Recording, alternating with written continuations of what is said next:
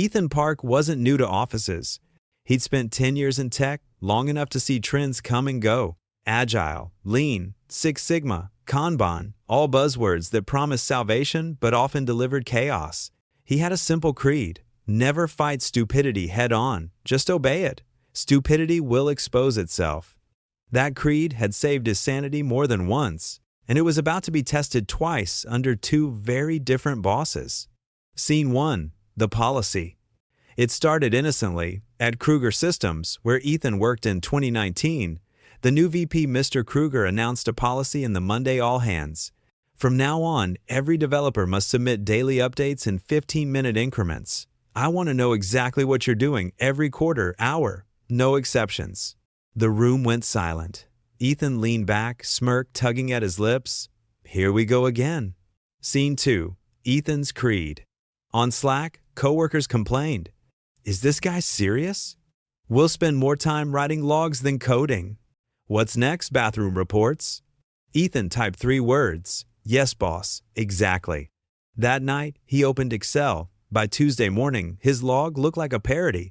9 o'clock, 9:15. Open laptop, restart due to Windows update. 9:15, 9:30. Wait for Outlook to load. Curse silently. 9:39:45. Read Kruger's email. Roll eyes internally. 2 minute.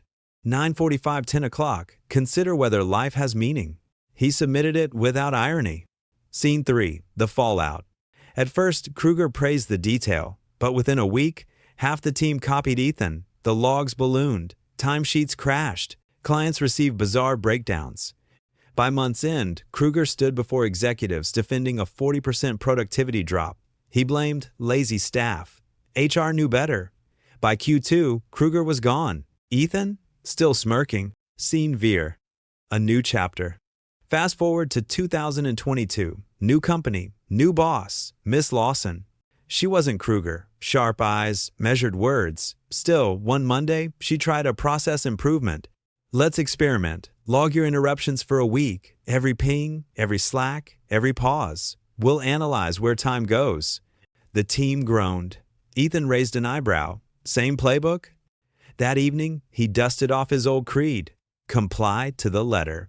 His log included gems like 10:02, Slack ping from Lawson herself. Ironic. 10:0, 5 to 3 min break to complain about logging interruptions. 10:10, stared at coffee machine, waiting for it to finish dripping. When Lawson read the logs, she didn't scold. She laughed. Okay, I get it. This rule is garbage. But the point stands, we do waste time. Let's fix that. And that's when Ethan realized, same compliance, different boss. Chapter 2. The Mandate. The Monday after Mr. Kruger announced his 15-minute update rule, the office felt like it had been wrapped in plastic. The air was stiff, suffocating, and every keystroke sounded louder than usual. Kruger strutted across the floor like a mall cop with too much authority. His tie was too tight, his smile too sharp, and his clipboard, a literal clipboard, bounced against his thigh as he walked. Nobody in tech carried clipboards anymore, but Kruger did. It made him look official. It made everyone else feel like children. He stopped behind Bridget's desk. Remember, every 15 minutes, he said, tapping the clipboard like a metronome. Bridget nodded nervously. He hovered over Owen's shoulder. If you spend 15 minutes Googling how to solve a bug, I expect it written down. Owen rolled his eyes once Kruger turned away. Ethan just smirked. He didn't need to protest. The protest was already built into the rule. Slack revolt. By lunchtime, the private Slack channel number water cooler had turned into a therapy session. Maya, I've logged 3 entries already just for Outlook, refusing to open. Is this what he wants? Bridget, I spent more time writing logs than fixing tickets. Owen, what's next? 15-min report on tying shoelaces? Ethan typed slowly, deliberately. Yes, boss. Exactly. They knew that tone. When Ethan said, yes, boss, trouble was brewing. Not loud, not rebellious, but quiet, sharp, and lethal. The first day of madness. Ethan's timesheet read like satire. 9 o'clock, 9:15. Open laptop. Restart due to update. Watch spinning wheel. Contemplated mortality. 9:15, 9:30. Waited for Outlook. Stared at mug. Wrote haiku about loading screens. 9:30, 9:45. Read Kruger's email. Internal eye roll. 2 minute. 9:45, 10 o'clock, Jenkins' build failed. Googled error, considered alternate career in farming. He handed it in at 5 o'clock sharp. Kruger's face lit up. Finally, someone who gets it. This is detail. This is accountability. Ethan nearly laughed. He thinks this is real. The domino effect. By midweek, the contagion spread. Bridget wrote, 10:30, 10:45, coffee machine jammed, waited 8 minutes, documented frustration. Maya wrote, 2:15, 2:30, adjusted chair height, lowered it, raised it again, found neither comfortable. Owen submitted.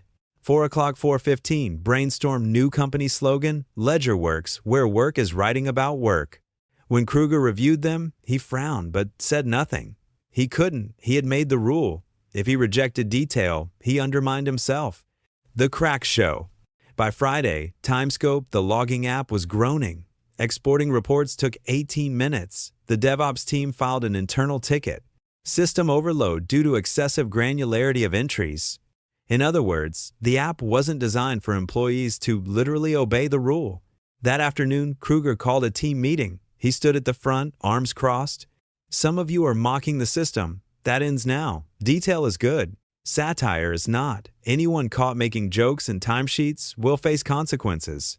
Silence. Nobody spoke. Ethan leaned back, arms folded, smirk barely visible. He didn't need to say anything. The game was in motion. The weekend email. Sunday evening, Ethan got the company-wide email. Subject line, accountability reminder. Kruger wrote, starting Monday, I will personally review selected logs each morning. Non-compliance will be escalated to HR. Ethan read it, sipping beer. He chuckled. He wasn't non-compliant. He was hyper-compliant. And that was worse. Chapter 3. Ethan's First Strike. By Tuesday morning, the experiment had turned into performance art. Ethan walked into the office with his usual calm gait, coffee in one hand, laptop bag in the other. He sat down, opened Excel, and typed with surgical precision. His timesheet wasn't just compliance, it was satire carved in 15-minute increments. The masterpiece. His log read like something between a diary and a stand-up routine. 9 o'clock, 9:15, boot laptop. Windows update forced restart. Contemplated why updates always hit at 9:01. 9:15, 9:30, Outlook froze. Spent 8 minutes glaring at spinning wheel. 9:30, 9:45. Read Kruger's email. Rolled eyes internally, 2 minutes. Documented eye roll fatigue. 9:45, 10 o'clock. Jenkins' build failed. Googled solution. Googled how to become a barista. He attached the file to his daily submission with no irony, signed at the bottom, respectfully, Ethan Park. Kruger's reaction. Kruger read it that night. Instead of recognizing the mockery, he smiled. Finally, he muttered, tapping the desk. Someone who understands detail.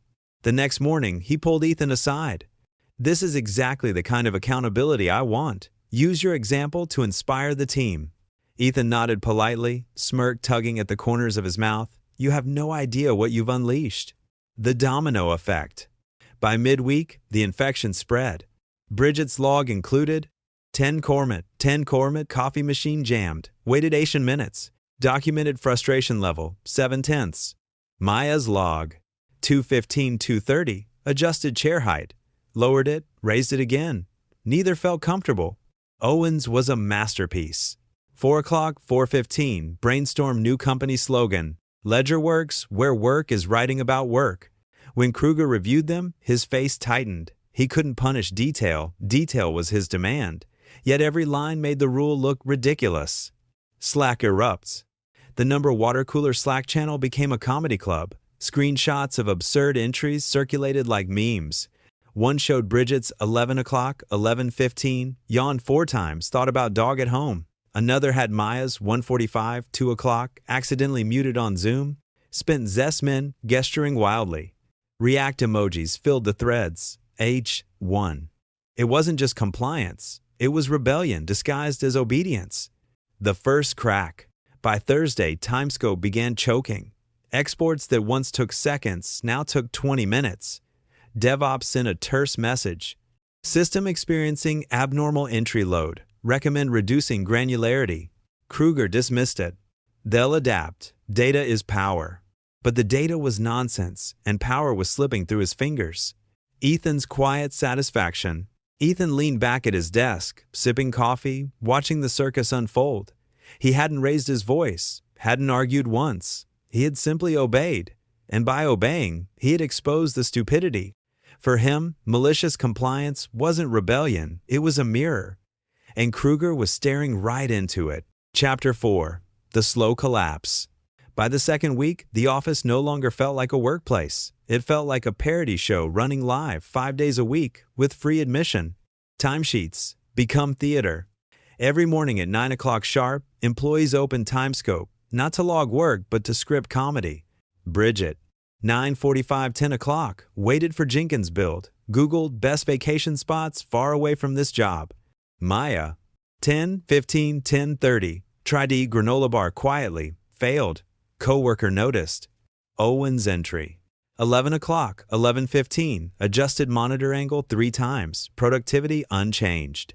The logs weren't just data, they were inside jokes, written in real time, shared in Slack before they were even submitted. The employees had stopped fighting Kruger. They were entertaining themselves at his expense. The system cracks.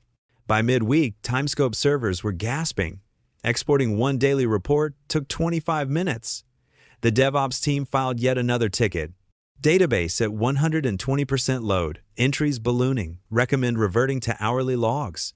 Kruger waved it off in his morning stand-up. Detail means control. Control means efficiency. Stay the course. But everyone knew control had slipped away. Client fallout. On Thursday, Horizon Bank, a key client, received their project update. Instead of a clean progress report, the PM accidentally sent raw logs. Page 14 included. 2 o'clock 2:15, argued whether pineapple belongs on pizza. No resolution. Page Dree and Twintic had Owen's gym. 4:15, 4:30, stared at ceiling tile. Thought it looked like Australia. The client's email reply was brutal. Are we paying you $200 hour for this? The CFO forwarded the message to Kruger with a single line. Explain. The office atmosphere. By Friday, laughter was constant. Employees giggled at their desks, Slack channels filled with screenshots, emojis piled like confetti. Kruger, however, stormed across the floor, face red, clipboard trembling. Enough. This mockery will stop. I want serious timesheets. Ethan raised an eyebrow. Calm, unshaken, he asked, But isn't this serious, sir? We're following your rule exactly. The silence that followed was deafening. Employees smirked behind their monitors. The boss had no retort. Ethan's quiet victory. That night, Ethan walked out into the city air, sipping his coffee slowly. He didn't celebrate loudly. He didn't need to. The collapse had begun. The rule was cracking. The clients were angry. The system was failing, all because one man insisted on controlling every 15 minutes. And Ethan? He had done nothing but comply. Chapter 5. The Fall of Kruger. By the end of the quarter, the numbers told a story Kruger couldn't spin. The boardroom showdown. The executive board gathered in a glass-walled room on the 30th floor. The CFO's face was pale with rage as he tossed a binder onto the table. It thudded like a dropped anvil. 40% drop in productivity, double overtime costs, a key client threatening to pull their contract. Neil, what the hell happened? Kruger stammered. It's the staff. They're lazy. They're mocking the system. HR slid a stack of printouts across the table. Each page was a timesheet entry, highlighted in neon. 11 o'clock 11:15. Waited 15 minutes for Kruger to arrive at meeting. 2:32:45. Kruger repeated himself 3 times. Logged as wasted cycle. 4 o'clock 4:15. Kruger insisted on daily status report formatting changes. Delayed work. The executives exchanged looks. The absurdity was undeniable, but the pattern was damning. The logs didn't just expose wasted time, they exposed Kruger himself. Kruger's desperation. Kruger's voice rose, defensive. They're twisting my rule. They're sabotaging me. The CEO leaned back, fingers steepled. Or maybe your rule sabotaged itself. If compliance exposes flaws this clearly, maybe the problem isn't the staff. Kruger opened his mouth, but no words came. The silence was heavier than any accusation. The memo. The following Monday, an email hit every inbox. Effective immediately, Mr. Neil Kruger will be leaving Kruger Systems to pursue other opportunities. We thank him for his contributions. No one thanked him. No one even pretended. The Slack reaction thread was a flood of pineapple emojis, an inside joke memorializing the infamous pizza debate entry. The office aftermath. The atmosphere shifted instantly. Without Kruger's looming clipboard, employees breathed easier. Jokes flew openly. Projects regained momentum. Clients calmed. Maya leaned over to Ethan's desk, coffee in hand. "You knew this would happen, didn't you?" Ethan shrugged, smirk tugging at his lips. Never fight stupidity head-on. Just obey it. Stupidity exposes itself. Owen clapped him on the back. "Remind me never to get on your bad side." Ethan's reflection. That evening, Ethan sat alone at a cafe, jotting notes in his journal. He didn't celebrate Kruger's downfall. It wasn't about victory. It was about proof. Malicious compliance wasn't rebellion. It wasn't sabotage. It was a mirror held up to power. And when the wrong kind of boss stared into it, they couldn't bear what they saw. Ethan closed his notebook, finished his coffee, and stepped into the night. He knew there would always be another Kruger out there, but he also knew he'd be ready. Chapter 6. A different boss. 3 years later, Ethan sat in a different office, at a different company, under a very different kind of boss. Her name was Miss Lawson. She had the sharp eyes of someone who noticed everything, but unlike Kruger, her voice carried no arrogance, only curiosity. One Monday, she introduced an experiment. "Let's try something. For 1 week, I want you to log your interruptions, every ping, every Slack, every pause. Not for punishment, just to see where our time really goes." The room groaned. Ethan raised an eyebrow. It felt familiar. Here we go again. The first entry. That evening, Ethan complied. But this time, it wasn't spite, it was instinct. His creed never changed. Obey it perfectly, and the truth will show itself. He wrote, 10:02, Slack ping from Lawson herself. 10:05, 3 men break to complain about logging interruptions. 10:10, stared at coffee machine, waiting for drip to finish. Lawson's reaction. When Lawson read the logs, she didn't frown. She didn't scold. She laughed. "Okay, message received. This rule is garbage." The team chuckled nervously, waiting for the hammer, but instead, Lawson leaned forward. "Still, the point stands. We are wasting time, not because you're lazy, but because our systems distract you. Let's fix that." The turning point. Unlike Kruger, Lawson used the compliance as feedback. She saw the humor, understood the message, and pivoted. Within a week, Slack notifications were batched, meetings shortened, deadlines stabilized. The team's morale lifted, productivity rose, and Ethan, for the first time in years, felt something rare: trust. Ethan's reflection. Sitting at his desk one evening, Ethan thought back to Kruger. Same compliance, same absurd logs. But where Kruger saw rebellion, Lawson saw reflection. That was the difference. Bad bosses feel attacked. Good bosses see the hidden message. Ethan sipped his coffee, smirked softer this time, almost a smile. His creed still held true. Never fight stupidity head-on. Just obey it. Stupidity exposes itself. But now he added a second line. And when wisdom sees that mirror, it learns.